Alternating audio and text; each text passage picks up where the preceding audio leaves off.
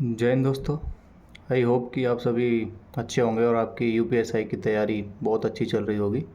तो आप सभी का वेलकम है मेरे चैनल यूपीएसआई स्टडी ब्लॉग में।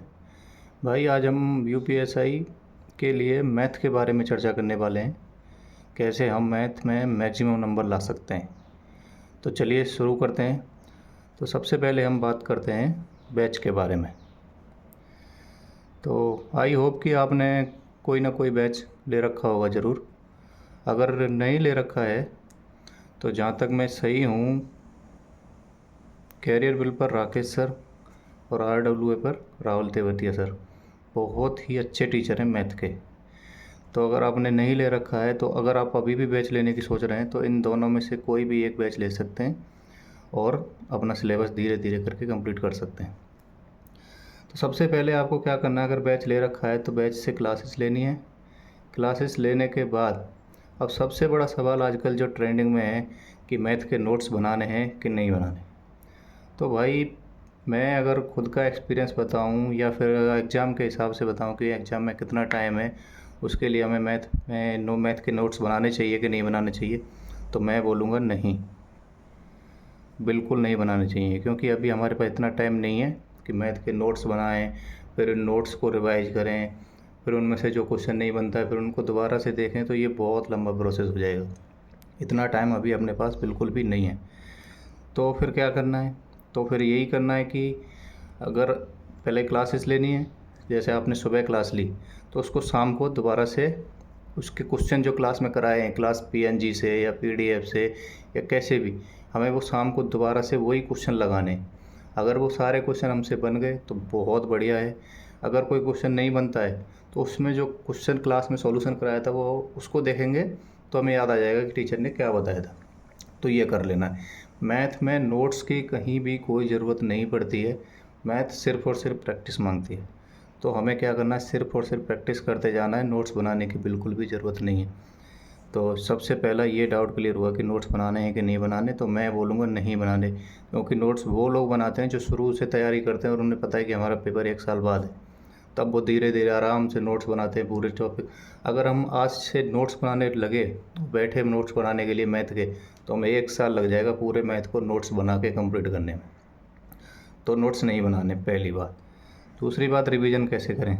रिवीजन का तो सीधा सीधा फंडा है कि जो क्लास हमने लिया उसके क्वेश्चन हमें सुबह क्लास लिए शाम को करने हैं। ऐसे करते करते हमें एक चैप्टर कंप्लीट कर लेना है।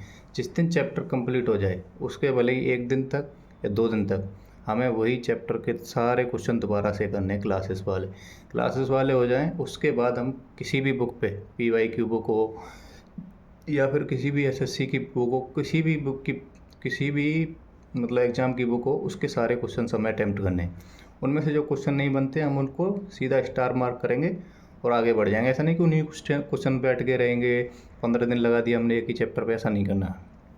तो यह है रिवीजन करने का बेस्ट तरीका। सुबह क्लास लीजिए, शाम को उसके क्वेश्चन करिए और जब चैप्टर ख़त्म हो जाए तो पूरे क्वेश्चंस करिए एक बार। ये मैथ इससे आपका बहुत बेस्ट हो जाएगा। और हमें ऐसा भी लगता है कई बार कि अरे जितना पढ़ते जा रहे हैं पिछला भूलते जा रहे हैं, सबका वही है, कोई दिक्कत नहीं। जब एग्जाम में या तुम मॉक लगाने बैठते हो तो क्वेश्चन आ जाते हैं ना, वही जो चैप्टर हमने पढ़ रखा है उसके क्वेश्चन हम कर ही लेते हैं मोस्टली। तो ये चलता रहेगा, बहुत बढ़िया तैयारी चल रही है, उसमें कोई ज़्यादा डाउट लेने की ज़रूरत नहीं।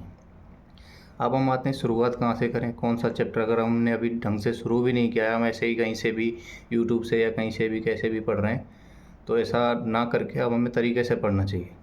तरीके के लिए सबसे पहला चैप्टर मैथ की जो जड़ है, जो मैथ की नींव है, वो है परसेंटेज। इस चैप्टर को हमें बहुत बेहतरीन करना है।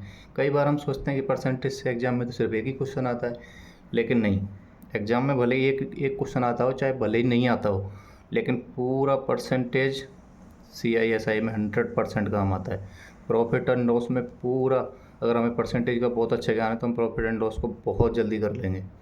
सेम डिस्काउंट, डिस्काउंट में भी परसेंटेज का ही रोल है। और जो बेईमान दुकानदार वाले क्वेश्चन आते हैं प्रॉफिट एंड लॉस में, उनमें भी परसेंटेज का पूरा पूरा रोल है। तो हमें सबसे पहले परसेंटेज करना है। परसेंटेज जब हो जाएगा उसके बाद हमें कंपाउंड इंटरेस्ट, सिंपल इंटरेस्ट करना है। उसके बाद प्रॉफिट एंड लॉस करना है। जब ये चैप्टर हो जाएंगे फिर उसके बाद हमें आना है रेशियो एंड प्रोपोर्शन पे। रेशियो और प्रोपोर्शन अपने आप में बहुत बेहतरीन चैप्टर है। इस ये अगर हमें रेशियो का कॉन्सेप्ट समझ में आ गया, रेशियो का बहुत अच्छे से, तो समझ लीजिए हमारा 30% मैथ अपने आप कंप्लीट हो जाएगा, अगर हमें रेशियो समझ में आ गया, कैसे चीज़ों को रेशियो में ब्रेक करना है। ये चीज़ें हमने अगर समझ लिया तो बहुत बेस्ट बात। उसके बाद ये रेशियो में ही एज का कंसेप्ट आता है, बहुत सरल कॉन्सेप्ट है, कुछ कठिन नहीं है। पार्टनरशिप में भी सिर्फ एक बेसिक कंसेप्ट लगता है, उसके हिसाब से क्वेश्चन को थोड़ा बहुत घुमाएगा, वो आप कर लेंगे आराम से। तो ये जैसे रेशियो प्रोपोर्शन हो जाएगा तो यहाँ तक कंप्लीट हो गया हमारा।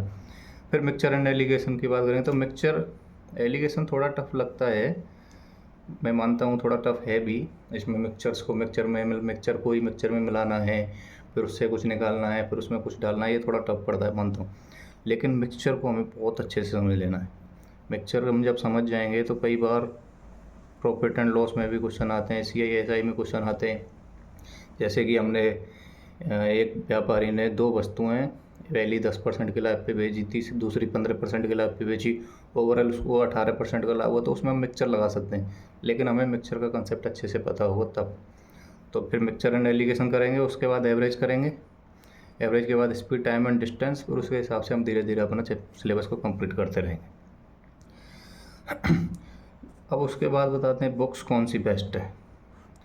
देखिए बुक मैथ की सारी बेस्ट होती हैं, सब में सेम कंसेप्ट है, सेम क्वेश्चन है, सब कुछ है।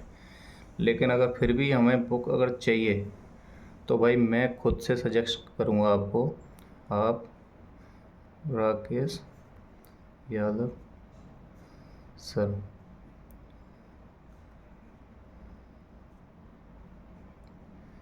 आप राकेश यादव सर के क्लास नोट्स ले लीजिए अर्थमेटिक के।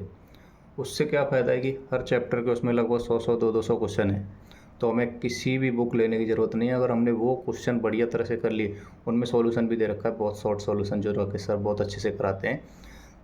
तो लोग, अब आप बोलोगे कि हम तो राहुल सर से पढ़ रहे हैं, राहुल टेवटिया सर थे, तो हमें कैसे समझ में आएगा उनका सॉल्यूशन। ठीक है, मान लिया नहीं आएगा। अगर आप कोई बुक लेते हैं PYQ की या कोई भी बुक, तो उसमें भी तो पीछे सॉल्यूशन दे रखे होते हैं ना, वो तो बुक के सॉल्यूशन होते हैं, फिर भी हम उनको देख के समझने की कोशिश करते हैं ना। लेकिन इसमें तो बहुत अच्छे से सॉल्यूशन है, तो आप इसको लीजिए। आप नोट्स की तरह मत लीजिए, इसको बुक की तरह ले लीजिए। इसमें जो टाइप वाइज क्वेश्चन दे रखे हैं ना, एक पहला टाइप कौन सा है, दूसरा टाइप कौन सा है, धीरे धीरे लेवल बढ़ाते हुए, तो इससे बेस्ट बुक मैथ के लिए हो नहीं सकती। अभी हमारे पास इतना टाइम नहीं है कि हम 10-10 किताबों को लेकर उनको सॉल्व करें। आप इसको लेके जितनी बार हो सकता है, इसके चैप्टर के क्वेश्चन जितनी बार हो सकते लगा लीजिए, आपका मैथ में 100% मैं गारंटी देता हूँ 37 38 प्लस करके आओगे 100%, कोई नहीं रोक सकता, मैं गारंटी के साथ बता रहा हूँ। तो मैथ के लिए ये है सबसे बेस्ट बुक्स। अगर आप फिर भी लेना चाहो तो कोई भी PYQ बुक ले सकते हो, बहुत मार्केट में आ रही है। पर PYQ वाली बुक में एक प्रॉब्लम है, एक तरह के 10-10 क्वेश्चन दे रखे हैं, जो हर शिफ्ट में क्वेश्चन पूछा गया है, बस नंबर चेंज करके वही क्वेश्चन सारे दे रखे हैं, क्या करेंगे हम उनका। तो हमें फालतू चीज़ों में भी टाइम वेस्ट नहीं करना है, हमें करना है तरीके से पढ़ाई, क्योंकि टाइम हमारे पास बहुत ज़्यादा नहीं है। मैक्सिमम अगर मैं आज से बात करता हूँ तो मुश्किल से 2.5 से 3 महीना हमें मिलेगा। तो भाई जो तरीका मैंने बताया है इसको फॉलो कर लीजिए मैथ के लिए, इस आपका मैथ बहुत अच्छा हो जाएगा। और थोड़ा थोड़ा सुबह सुबह कभी भी जब आपको टाइम मिले 10 से 20 मिनट अपनी कैलकुलेशन को दीजिए। इसमें आप अपना 30 तक स्क्वायर याद कर लीजिए, 20 तक क्यूब याद कर लीजिए, टेबल याद कर लीजिए 30 तक। तो ये सब चीज़ें आप करेंगे तो आपका मैथ बहुत अच्छा होने वाला है, और आप गारंटी से मैथ में 40 में से 37 38 39, और अगर आपने बढ़िया से आपकी तैयारी चल रही तो आप 40 में से 40 भी कर पाएंगे, ये गारंटी है हमारी। तो आई होप वीडियो आपको पसंद आई होगी। अगर वीडियो थोड़ा भी पसंद आई, अगर थोड़ा भी हेल्पफुल लगा इसमें से कोई भी पॉइंट, तो यार प्लीज़ वीडियो को लाइक कर देना, चैनल को सब्सक्राइब कर लेना, और हो सके तो अपने दोस्तों को शेयर कर देना। तो बस इस वीडियो में इतना ही। बाकी अगर आपको और किसी सब्जेक्ट पे, किसी टॉपिक पे, किसी भी चीज़ से रिलेटेड कोई भी वीडियो चाहिए तो आप कमेंट कर सकते हैं। कोई भी हेल्प चाहिए, किसी सब्जेक्ट के नोट्स चाहिए, तो आप बस कमेंट कर सकते हैं, मैं आपकी पूरी हेल्प करूँगा। तो इस वीडियो में इतना ही, तो मिलते हैं अगली वीडियो में। तब तक के लिए बढ़िया से पढ़ाई करते रहिए। Thank you so much.